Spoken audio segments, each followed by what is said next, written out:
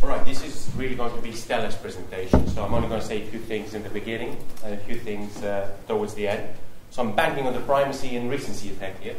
Right, so I only want to say a few things about what, to kick it off, about what Trade DI is, because we work within the Trade DI approach, and Trade DI really is a constellation of emotion-related self-perceptions.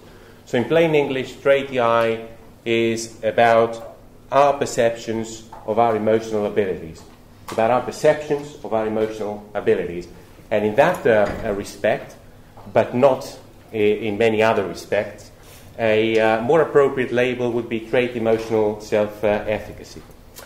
So I leave it to Stella to do the bulk of the presentation, and I'll say a few things towards the end as well. Thank you. So even though with adults and convenient samples of trait DI research has flourished, with children there was an absence, there was a great gap. So this is due to the absence of a suitable scale. Therefore, with our group, we have developed a scale for children, which was based on a very meticulous content analysis of the literature on children's emotional and social development.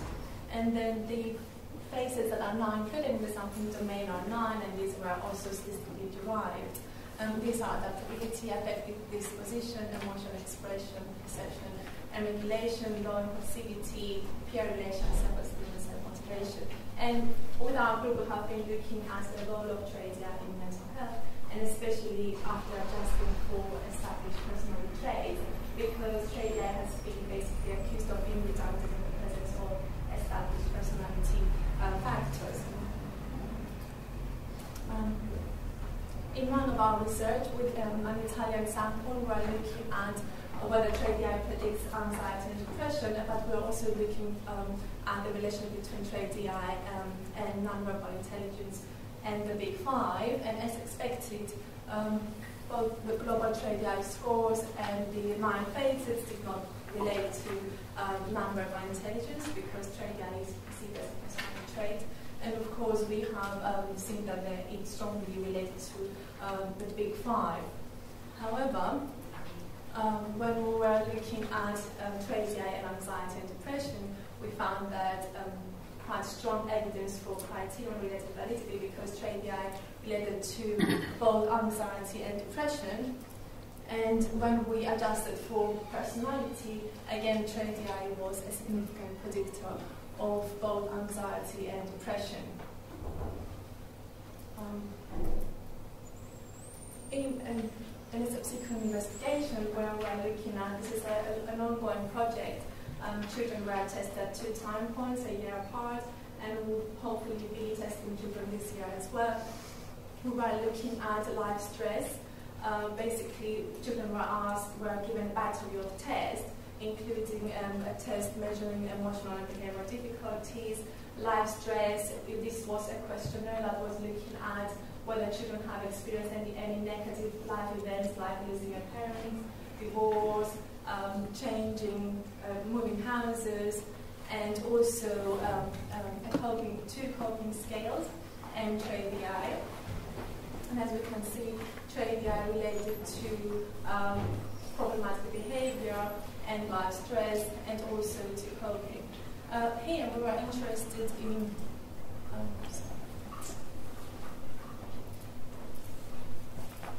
and here we were basically interested in whether trade mediates the effects of coping on life stress. So when we have conducted a regression analysis, then we have seen that basically previous life difficulties, as expected, predicted psychopathology, and life stress. Interim life stress was negative events that have occurred the last year, and both expressive suppression and avoidance also predicted psychopathology. As step 2, we have included trade DI, and as we can see, even though previous life difficulties and life stress predicted psychopathology, coping was no longer significantly, did not predict a psychopathology, which tell us that there was a mediation effect.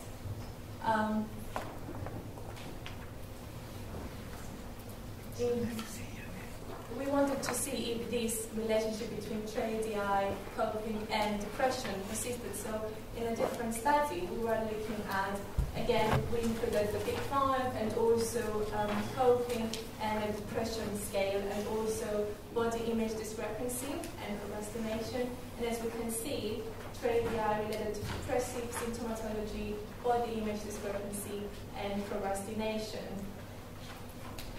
And here again, we have actually replicated our initial analysis, and at step 1 we have included TRADI, and at step 2 we included the Big Five to see if there was any evidence for incremental validity. And again, as we can see, TRADI predicted depression, and then at step 2, even after adjusting for personality, TRADI was still a significant predictor of depression, whereas none of the Big Five dimensions predicted depression. Also, we wanted to test our mediation hypothesis. So again, at step 2 here, at step 1, we have entered the coping scales, and we have found that cognitive reappraisal predicted depression. However, when TRADI was entered at step 2, then this result became less significant, and TRADI was now a significant predictor of depression. Thank you very much. I will leave Dina to continue. Thank you. Thank you, Stella. Right. This is just, I don't want to say too much about this study because we're still analyzing the data. But we've got one study that's very similar, and that's coming out very soon in the journal Supportive Care in Cancer. So quite a bit of what I'm interested in these days is to do with really patients and with opportunities to actually do something to help other people. So no more factor analysis for me anymore. So I want to start looking at things that might make a difference. And here are some data from 87 patients, and the average age is 63 years old. And these are pre-diagnostic cancer patients. So these are individuals who went to the doctor, they had some symptoms, and they went to their GP, and the GP suspects that these might be symptoms indicative of cancer. And what happens here is, as soon as the GP suspects something like that, you have to enter a cancer pathway, it's called. So you need to go for tests, and then you need to book an appointment with a specialist, and then the specialist needs to look at the tests. So you enter a pathway, and that pathway can last for several months. And of course, as soon as you enter a pathway like that, for a lot of people, anxiety and depression and a lot of difficulty arises. So what we were interested in was to find out whether TRADI or some other variables can actually predict how much anxiety, how much depression, how much worry these individuals will experience while they're going through this pathway. And I'm looking for my laser pointer. Oh, is that one? Thank you. So what we did here is we only managed, obviously, you can't overload these individuals, and we only managed to squeeze in the short form of the TQ, which is my particular interest, and some other colleagues, these are all colleagues from Imperial, were interested in a scale that measures perceived social support. So it's a multidimensional scale of perceived social support. So we were interested to find out the dependent variables of state anxiety. So when did we take these measures? Let me first things first. These patients were waiting to see the specialist.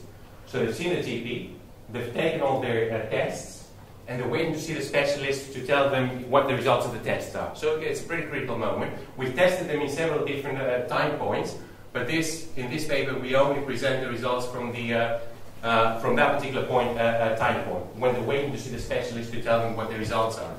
So we measured their anxiety levels at that particular point, so that's state anxiety, how anxious they were there. And then we asked them how worried they were about the appointment, so how worried they felt about the appointment to see the specialist, and how worried they were about the results of their examinations. So these are dependent variables. And we are regressing those on TRADI, which, if you remember, is your perceptions of your emotional abilities. How confident you are that you can understand and regulate your own and other people's emotions. So it's nothing really to do with cognitive ability or intelligence. And then in the first model, we are comparing trait TI with how much support they were receiving from significant others. Okay? What's more important in determining, if you like, anxiety levels and worry levels in respect to the appointment of the results? Is it your trait TI, or is it how much support you're having by significant other people? In the second model, we are comparing trait TI and family. So, what determines your anxiety levels and your worry levels? Your trait TI or how much support you have from your family? Third model, trait TI versus friends. And the fourth model compares trait TI versus social support as a whole. Friends, your family, and everything put together. So what we found in this paper is, if you look at the beta weights, you'll find out that the only variable that was significantly related to anxiety levels, worry levels, at the appointment and the result stage was trait TI. Okay? So how do we interpret these results? Well, we're saying that really, when push comes to shove, you can only ever rely on your own self. You know? That's, you might have the best friends, you might have the best family support and a lot of significant others, but you really have to go inside to cope. There's no other way. No one else can actually help you. That's how we interpret these results. And we discussed this in the paper that's coming out in Supportive Care in Cancer, which is going to go on the website as soon as I can put it there. You can download all the papers from psychometriclab.com.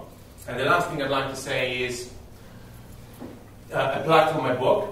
My book's coming out hopefully in January 2012, and it's a very honest book, and it's an honest book, and it's a book that's going to be good for you personally. So I mean this, okay? So jot that down. And, when this, especially the last chapters, I don't know if it's chapter 6, but the last bit of the book is going to be very good for you. So write that down. And that's it. I mean, it's really great to be here. I hope we can do this again in 10 years' time. There you go.